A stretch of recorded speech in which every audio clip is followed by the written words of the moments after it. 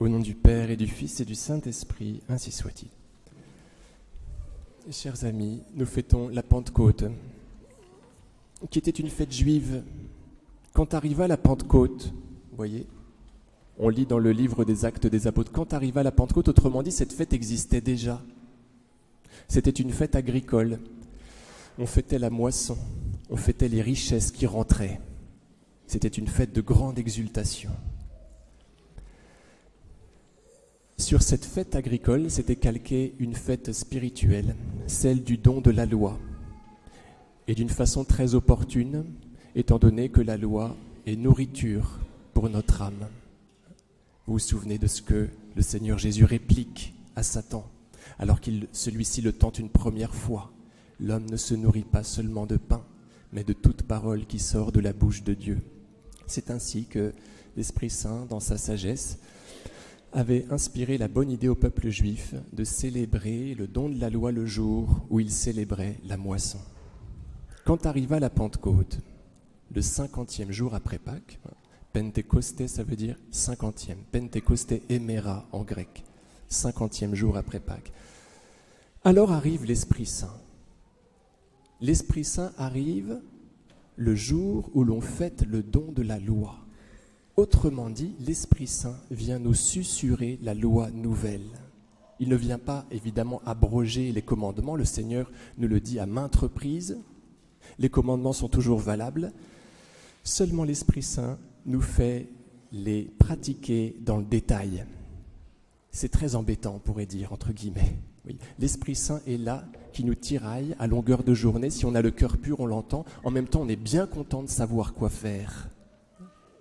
Quand on fait un peu de place à Dieu, quand on est intègre, pur, quand on est en état de grâce, on entend l'Esprit Saint. Alors parfois, il y a une couche de crasse, de péché véniel qu'il faut quand même faire partir par la confession pour mieux entendre l'Esprit Saint. Mais du moment qu'on est en état de grâce, on l'entend quand même nous dire les choses.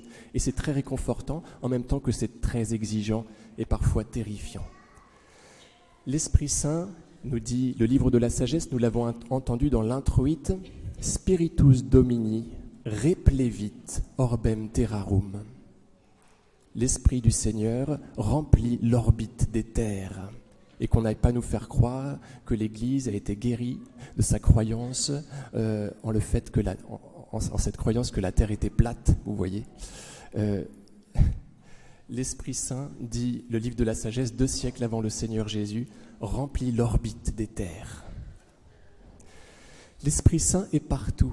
Le Seigneur Jésus, le Paraclet, était circonscrit en Galilée. Pour se faire guérir par lui, il fallait faire la queue. L'Esprit Saint est maintenant partout. Il est notre défenseur, notre consolateur, dès qu'on l'appelle. Le Seigneur Jésus nous dit que c'est un don qu'il fait automatiquement. Et bien souvent, on omet de faire ce don, on se prive de cette grande grâce, de ces consolations, de ces instructions. C'est bien malheureux. On peut arriver à de très grandes joies, une très grande pureté quand on entend l'Esprit Saint. Parfois, j'entends en confession des gens qui s'accusent d'un tout petit mensonge. Et je rends grâce pour leur intégrité. C'est l'Esprit Saint qui leur a dit que cela n'allait pas, qu'ils s'étaient rendus impurs de cette façon, qu'ils s'étaient attristés eux-mêmes. Et alors, parce qu'ils sont très jaloux de leur paix intérieure, ils viennent dire cela. Beaucoup d'admiration pour eux, de même que j'ai beaucoup d'admiration pour le grand pécheur qui me livre un grand péché. Je n'ai pas de l'admiration pour son péché, mais j'ai de l'admiration pour son humilité. Vous voyez, l'Esprit Saint est capable de diriger notre vie dans les moindres détails. Est-ce qu'on est malheureux de cela? Absolument pas. Parce que quand on file droit dans les commandements du Seigneur, on éprouve, d'une façon paradoxale mais bien réelle, la vraie liberté, la vraie joie. Alors que le Seigneur nous donne d'entendre bien l'Esprit Saint, qui est là surtout pour nous réjouir en nous faisant pratiquer les commandements. Souvenons-nous de ce que le Seigneur Jésus nous livre juste avant de monter aux cieux. De toutes les nations, faites des disciples, baptisez-les au nom du Père et du Fils et du Saint-Esprit. Ce sont ses derniers mots. Autrement dit, c'est ce à quoi il est le plus attaché. Et il faut bien que nous confessions que cette chose-là de l'évangélisation, nous n'y sommes pas du tout attachés. Or, ce sont ses derniers mots, c'est son testament, c'est extrêmement important. Vous voyez comment l'Esprit Saint arrive là, qui est la personne de la Sainte Trinité, qui est là pour nous pousser à la charité. Il arrive pour faire sortir les apôtres du cénacle. Il arrive comme vent, parce qu'il voudrait pouvoir s'engouffrer dans les voiles de leur être, les faire sortir du cénacle, il voudrait les faire évangéliser, il voudrait les faire partir en mission, et il arrive comme feu, comme langue de feu, parce qu'il voudrait qu'ils aient un langage percutant. Donc vous voyez, il les fait se déplacer, il est à la fois vent, il est à la fois feu, et il les fait dire une parole convaincante. Le Seigneur Jésus attend de nous cette charité-là, que nous saisissions les perches qu'il nous tend en cette matière de l'évangélisation. On n'a pas le droit de ne pas se mouiller.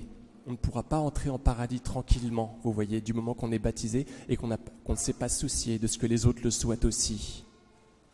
On ne peut pas se contenter, vous voyez, de ce que notre famille est tout entière baptisée, qu'il y a des chances du coup qu'elle aille aux cieux, sans se préoccuper du baptême des autres. On passera un mauvais quart d'heure, on rentrera certainement en paradis, mais on passera un mauvais quart d'heure, peut-être qu'on passera aussi un petit peu par le purgatoire.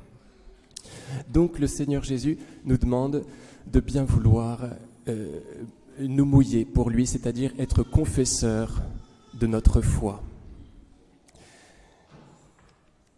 Je pense comme cela à la petite Rachel Joy Scott, qui meurt en 1999 à l'université de Columbine, qui disait cela, qu'elle n'allait pas s'excuser de parler de Jésus quand même. Elle meurt à cause de cela, on lui tire dessus, alors qu'elle est en train de pique-niquer à l'entrée de son université. C'est très dangereux, chers amis, de ne pas avoir reçu la confirmation. Hier, il y a 7 jeunes de la paroisse, 7 jeunes adultes de la paroisse qui ont reçu la confirmation, parce qu'il y a une confirmation pour les adultes. Autrement dit, si vous ne l'avez pas reçue en tant qu'adulte, il faut la recevoir. On ne peut pas vivre dans ces temps qui sont les derniers sans cette force-là qui dort en nous, dont on ne s'aperçoit pas et qui peut se réveiller et qui se réveille au moment opportun. Et cette force est celle de la confirmation qu'il faut absolument recevoir. On pense à Tarcisius et tous les autres qui sont allés au paradis, vous voyez, un jour où ils ne s'y attendaient pas. Le matin, ils ne savaient pas que le soir, ils seraient en paradis. Et cela, c'était par la force de leur confirmation. Par la confirmation, on est capable de faire des choses extraordinaires. Chers amis, l'Esprit Saint vient nous dire la loi nouvelle pour toute notre vie, et cela est infiniment réconfortant. Une dernière petite chose qui est intéressante, je m'arrêterai là après. Vous savez que Saint Jean reçoit l'ordre du Seigneur, crucifié, de bien vouloir recevoir sa mère chez lui. Et alors l'Évangile selon Saint Jean nous dit « Et le disciple l'a pris chez lui ». Littéralement, c'est « le disciple l'a pris dans ses affaires ». C'est extrêmement général, on ne sait pas comment traduire cela. Il l'a pris in sua en latin, dans ses trucs, vous voyez, dans toute sa vie. C'est-à-dire qu'il met la Vierge Marie dans tous les éléments de sa vie. Il fait la vaisselle avec elle, il fait son lit, il parle tout le temps avec la Vierge Marie, épouse de l'Esprit Saint, nous dit Saint Louis-Marie Grignon de Montfort. C'est comme ça que nous devons faire avec l'Esprit Saint. L'Esprit Saint a un mot à dire sur tout. Il veut mettre son grain de sel en tout, même dans nos affaires sociales et professionnelles. Eh bien oui, sinon comment peut-il régner ? Or, il est le Seigneur du ciel et de la terre. Il attend donc qu'on soit à l'écoute de son Esprit Saint et on l'entend bien, vous voyez. Dès lors qu'on fait un petit peu silence, on sait quoi faire. Au nom du Père et du Fils et du Saint-Esprit, ainsi soit-il.